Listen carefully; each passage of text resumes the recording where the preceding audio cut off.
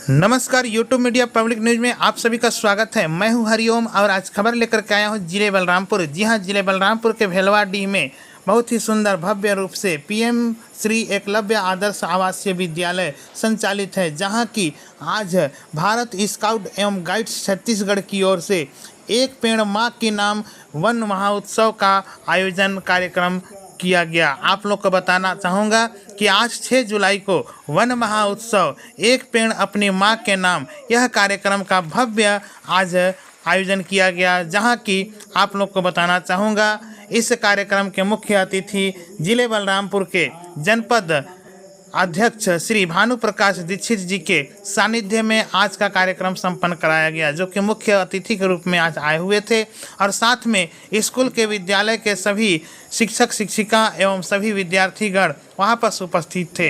काफ़ी उत्साह के साथ आज का कार्यक्रम आओ पेड़ लगाएं एक पेड़ अपनी माँ की नाम, यह वन महोत्सव के रूप में आज के भेलवाडीह एकलव्य आदर्श विद्यालय में यह कार्यक्रम संपन्न कराया गया, जो कि आज 6 जुलाई को। आप लोग को बताना चाहूँगा कि यह कार्यक्रम बहुत ही सुंदर भव्य रूप से यहाँ पर से किया गया। सभी स्काउट गाइड के बच्चे विद्यार्थीगण काफ़ी उत्साह के साथ आज के कार्यक्रम का आनंद लिए और मुख्य अतिथि श्री भानु प्रकाश दीक्षित जो कि जनपद अध्यक्ष हैं, उनके मुखारविंद से आशीर्वचन भी दिया गया और बच्चों को एक बहुत ही सुंदर गाइडलाइन बतलाया गया कि अपने जीवन में पेड़ की क्या महत्व है। आइए सुनते हैं उनकी जानकारी, उन्हीं की जुबानी।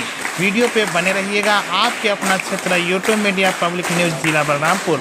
अगर हमारे इस चैनल पे नए होंगे तो प्लीज़ चैनल को लाइक सब्सक्राइब कमेंट जरूर कीजिएगा एवं बेल आइकन घंटी अवश्य दबा लीजिएगा, ताकि आपके जिले बलरामपुर आपके क्षेत्र के सारी न्यूज़ खबर आपके मोबाइल में सबसे पहले नोटिफिकेशन के रूप में मिले और आप देखें और अधिक से अधिक अपने ग्रुपों में शेयर करें, ताकि सारी जगह पर यहाँ के कार्यक्रम का वीडियो खबर न्यूज़ पहुँच सके।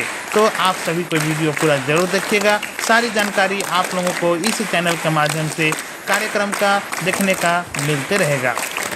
तो बच्चों, अगर जिस स्पीड से अभी पर्यावरण का दोहन हो रहा है, संरक्षण नहीं हो रहा है, तो आप ये समझिए कि आपके बच्चों का समय आते तक स्थिति बहुत भयावह होने वाली है।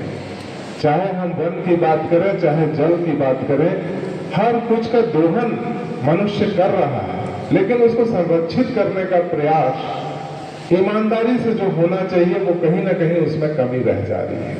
और लगातार शासन प्रशासन के द्वारा इस ओर कई कदम उठाए जा रहे हैं, लोगों को जागरूक करने का प्रयास भी किया जा रहा है। आज इसी थीम के माध्यम से स्काउट गाइड के जो कैडेट्स हैं उनके माध्यम से आज इस परिसर में पूरे वृक्षारोपण का जो कार्यक्रम रखा गया है, वो भी इसका एक प्रयास है। बच्चों, पेड़ एक कहा जाए अपने लिए नहीं जीता है, पेड़ में भी जीवन होता है, सब लोग जानते हैं ना। पेड़ अगर कार्बन डाइऑक्साइड नहीं लेंगे और ऑक्सीजन नहीं छोड़ेंगे तो ये पृथ्वी चल पाएगी क्या? कोई भी जीव जीवित रह पाएगा क्या? इस सच्चाई को कौन नहीं जानता कि अगर पेड़ नहीं तो जीवन नहीं। फिर भी हम लोग उसको काटे जा रहे हैं। हमारे घर के ही आपके मम्मी पापा लोग को देखते होंगे कि कई बार जंगल से जाकर और हरे भरे पेड़ों को काट कर ले आते हैं, घर साइकिल में डालकर लाते हैं कि नहीं लाते। लेकिन ये गलत है। अभी सर बता रहे थे पांडे जी कि वनों में अपने निस्तार के लिए कोई रोक नहीं है। आपको आवश्यकता है सूखी लकड़ियां आप लाइए, वनोपज सारा चीज मनुष्य के लिए ही है। वन से जितने भी कई लोगों का जीवकोपार्जन होता है, महुआ है, डोरी है, प्यार है, सरई है, कई तरह की चीजें हैं जिससे लोग अपना जीवन यापन कर सकते हैं। लेकिन लोग व्यापार करने के लिए पेड़ों की कटाई कर रहे हैं और छत में कोई खपड़ा करने के लिए, कंडी लगाने के लिए, कई लोग सेटरिंग करने के लिए पेड़ों का लगातार दोहन कर रहे हैं, जिससे क्या है कि वन समाप्त होते जा रहा है। आप लोग देखे होंगे कई बार जो नदी पहाड़ों और वन के अगल बगल में जिनका गांव होगा, कभी कभी जो वन्य जीव है वो हमारे गांव में आ जाते हैं, आते हैं कि नहीं? बीच में हाथी आ गए थे, कई लोगों को नुकसान पहुंचाया था। बीच में एक चीता, एक शेर घूम रहा था सिंदूर के क्षेत्र में। आप लोग इस घटना को सुने हैं ना? लेकिन सही मायने में अगर आप देखेंगे तो वो वन्य जीव हमारे गांव पे नहीं आया। हमने अपना गांव वन्य जीव का जहां घर था वहां बनाया, तो वो मजबूरी में क्या करेगा? अब हाथी का रहने का जगह कहाँ है? जंगल। अब जंगल की कटाई करके हम क्या कर रहे हैं? हम अपना घर बना के वहां रह रहे हैं, तो हाथी कहाँ जाएगा? वो जमीन के नीचे तो रह नहीं सकता ना, उसको तो इस जमीन के ऊपर ही चल रहा है। तो वो हाथी अगर आ रहा है, अपने रास्ते से गुजर रहा है, वहां घर बना दिए हो आप, तो तोड़ेगा ही, नुकसान होगा ही। लेकिन हम क्या करते हैं कि हम वन्य जीवों को दोष देते हैं, लेकिन सही मायने में यहाँ कहीं ना कहीं मनुष्य का ही दोष होता है। ये प्रकृति ईश्वर ने सबके लिए बराबर बनाया है। ईश्वर ने कभी किसी के लिए भेदभाव नहीं किया है। उसने अगर वायु दिया है तो जितना मनुष्य के लिए है उतना ही वन्य जीव जंतु और अन्य किसी प्राणी, चिड़िया और कीट पतंग जितने हैं, सबके लिए पृथ्वी वही है। सबको सांस की जरूरत है, पानी की जरूरत सबको है। आज आप देखेंगे आपके गांव में जगह जगह, पहले का जमाना ऐसा हुआ करता था सर कि हम अपने गांव में जब ट्यूबवेल करने जाते थे तो आप लोग देखेंगे कि 50 फीट 60 फीट जाते तक हमको पर्याप्त जल मिल जाता था, पेयजल।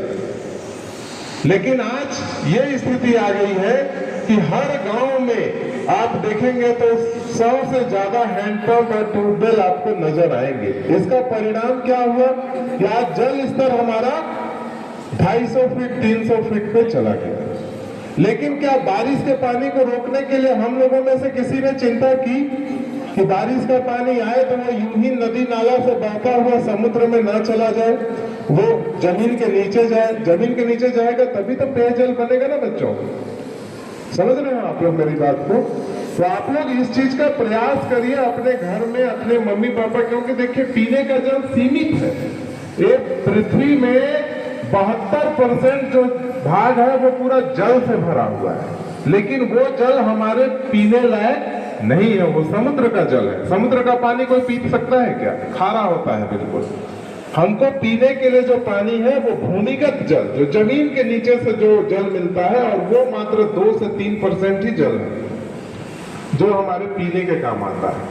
तो हम नई पीढ़ी हैं, हमारे अंदर सोच होनी चाहिए, हमारे अंदर एक ललक होनी चाहिए, हमारे मन में एक भाव होना चाहिए कि ये पृथ्वी हमारी है, ये देश हमारा है, और इसको कैसे हम सुरक्षित रख सके, कैसे हरा भरा रख सके, हमारी पृथ्वी में कैसे जल का कमी ना हो। तो इस ओर हम सभी का योगदान होना चाहिए, क्योंकि एक व्यक्ति का ये काम नहीं है। प्रधानमंत्री नरेंद्र मोदी जी एक नारा दे सकते हैं, एक भाव दे सकते हैं, लेकिन वो क्या पूरी भारत में लगा सकते हैं क्या पेड़? उनके हाथ पैर हम ही लोगों को बनना है, उनकी सोच हम ही लोगों को बनना है। प्रकृति की रक्षा के लिए, आज शपथ लेता हूँ कि मेरे द्वारा लगाए गए पौधे का पालन पोषण करूंगा। मेरे द्वारा लगाए गए पौधे के फलदायी छायादार वृक्ष बनने तक उसकी देख रेख तथा सुरक्षा करूंगा। मैं यह भी शपथ लेता हूँ कि मेरे करीबी मित्र, मेरे परिवार के सदस्यों को कम से कम एक पौधा लगाने व उसके पालन पोषण व सुरक्षा करने के लिए प्रेरित करूंगा। जय हिंद। भारत माता की, भारत माता की। एक तरफ से करंज लगाए तो करंज भी लगाए। पेड़ पकड़ो मैम के लिए,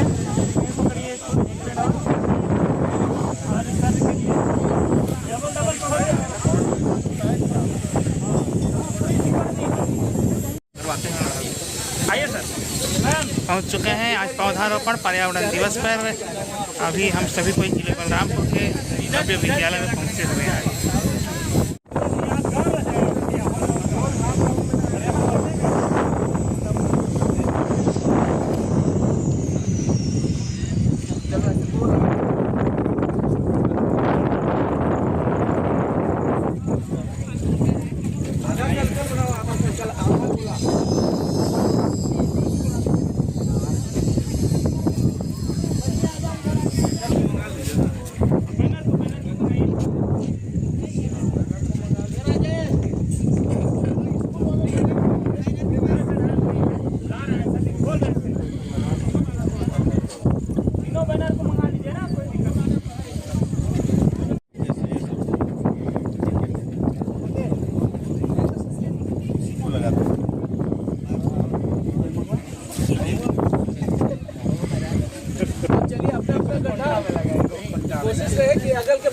दूसरा एक जैसे पौधा ना रहे, ठीक है?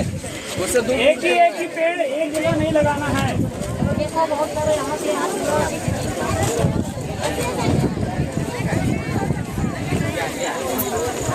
इधर ले आओ, उसको ले आओ ना।